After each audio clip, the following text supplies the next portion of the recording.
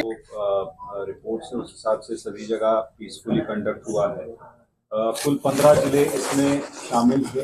15 जिलों में ये 43 कॉन्स्टिट्यूएंसीज में ये शामिल थे और इसमें नक्सल कॉन्टेक्स्ट में अगर देखेंगे झारखंड के लिए जो एक सबसे बड़ा चैलेंज रहता है तो सर मिल गया सर मिल गया मैक्सिमम जो वो प्रेस नक्सल कॉन्फ्रेंस में एरियाज था वो इन्हीं मिल गया मैं 15 प्रेस जिलों कॉन्फ्रेंस में में शामिल रहा। इसलिए प्रशासन के लिए और पुलिस के लिए एक बड़ी चुनौती थी, खासकर ये 13 तारीख का आज का चुनाव। और इसमें जो टोटल हमारे 15,334 बूथ थे उसमें से लगभग 2,249 2249 बूथ्स जो थे उसको नक्सल के पॉइंट ऑफ व्यू से हम लोगों ने काफी सेंसिटिव मानते हुए क्रिटिकल उसको घोषित किया था। और इसके अलावा जो टोटल क्रिटिकल बूथ्स थे वो अराउंड 7851 टोटल आउट ऑफ 15,334 में से ये थे। इन सभी बूथ्स को हम लोगों ने CAPF जो है उसके माध्यम से कवर किया था। 100% कवरेज दिया गया था। जो टोटल डिप्लॉयमेंट हुआ था स्टेट में नक्सल सिनारियो को देखते हुए और बाकी जो सेंसिटिविटी को देखते हुए उसमें केंद्रीय अर्धसैनिक बलों की 600 कंपनियां प्रतिनियुक्त की गई थी। झारखंड की जो आर्म्ड पुलिस है उसकी 60 कंपनियां प्रतिनियुक्त की गई थी। जो स्टेट आर्म्ड फोर्स है वो करीब 15,291 के संख्या में जो है प्रतिनियुक्त किया गया था। होमगार्ड्स भी अराउंड 14,000 के टोटल संख्या में जिलों में डिप्यूट किया गया था। एक बड़ा चैलेंज इसमें हमारे लिए था क्योंकि ये नक्सल फेज भी थी, नक्सल एरिया काफी थे और इसमें शेडो एरिया जिसमें कि कम्युनिकेशन ब्लैकआउट रहता है, कम्युनिकेशन नहीं हो सकता है।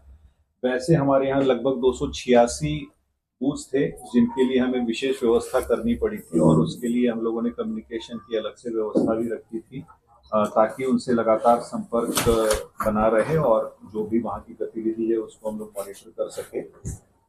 225 बूथ ऐसे थे जहाँ की पार्टीज को हम लोगों ने हेलीड्रॉपिंग के माध्यम से भिजवाया था, जिन्हें हमने P-2 यानी 11 तारीख को और उसके अलावा कल भी 12 तारीख को कुछ बूथों को वहाँ पे पोलिंग पार्टीज को हमने पहुंचाया था, जो कि घोर नक्सल क्षेत्रों में ये अवस्थित बूथ थे, जिसमें मेजॉरिटी चतरा चाईबासा और पलामू, गढ़वा और लातेहार में जो ज्यादा अवस्थित थे।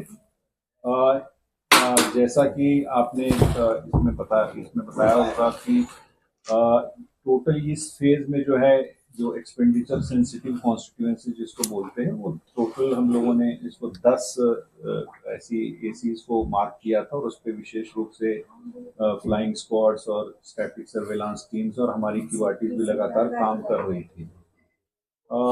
जहां तक इंसिडेंट की बात है तो मेनली एक छोटा इंसिडेंट आज कहेंगे कि यानी वो कोई नक्सल इंसिडेंट नहीं है।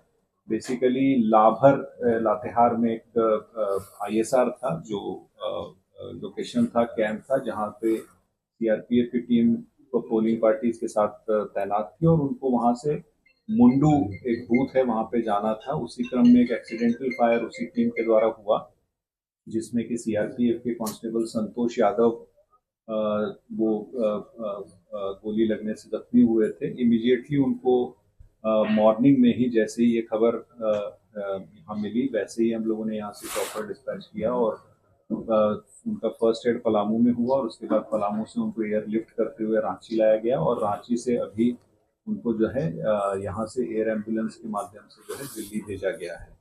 उनकी कंडीशन स्टेबल है और उनके हाथ में गोली लगी थी, उसका ऑपरेशन भी हो चुका है, इज आउट ऑफ डेंजर।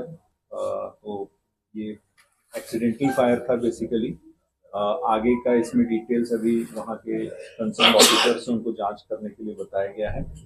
जहाँ तक केसेस से संबंधित है तो अभी तक कुल 6 केसेस दर्ज हुए हैं, जिसमें कि रांची में 3 केस दर्ज हुए हैं। इसमें से एक कांके एसी में हुआ है, एक रांची में, एक हटिया में।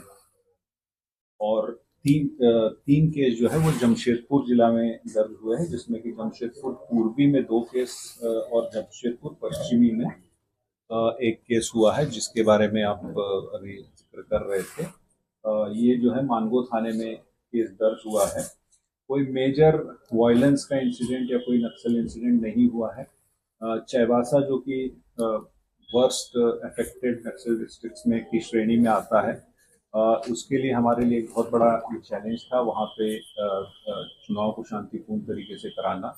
और नक्सलियों के द्वारा भी कुछ एक जगहों पे ये प्रयास किया गया, जैसे कि उनके द्वारा जो है छोटा नगड़ा थाना अंतर्गत जो है कुछ बूथों में जो जाने के रास्ते थे उनको पेड़ गिराकर और उसमें आईडीज लगाकर अवरुद्ध किया गया था। बट फोर्सेस के द्वारा जो है टाइमली उसका एक्शन लेते हुए उसको हटाया गया, एसओपी का पालन करते हुए आईडीज को निष्क्रिय किया और पोलिंग को फिर उसके पश्चात जो है बहुत सामान्य तरीके से वहाँ संपन्न हुई है। अन्य किसी भी क्षेत्र से कोई नक्सल गतिविधि की ये सूचना या घटना की सूचना नहीं है, या अन्य किसी प्रकार की हिंसा की भी सूचना नहीं है। जैसा कि सीओ साहब ने बताया कि 2 प्रकार से फोर्सेस पार्टी जो है पोलिंग पार्टीज लौटेंगी। जो जनरली जो नक्सल क्षेत्र में है वो उनका जो डी इंडक्शन है या उनका जो कल स्ट्रांग रूम में पहुंचने का प्लान है, उसके लिए अलग से व्यवस्था की गई है। उसके लिए अलग से स्पेशल फोर्सेस और जो एरिया डोमिनेशन की कार्रवाई पुलिस के द्वारा की जा रही है, और CAPF के साथ कोऑर्डिनेट करके, और बाकी जो पार्टीज है वो आज ही स्ट्रांग रूम में लौटेंगी, तो उसकी भी लगातार मॉनिटरिंग की जा रही है और हर एक घंटे पे उस पर हम लोग अपडेट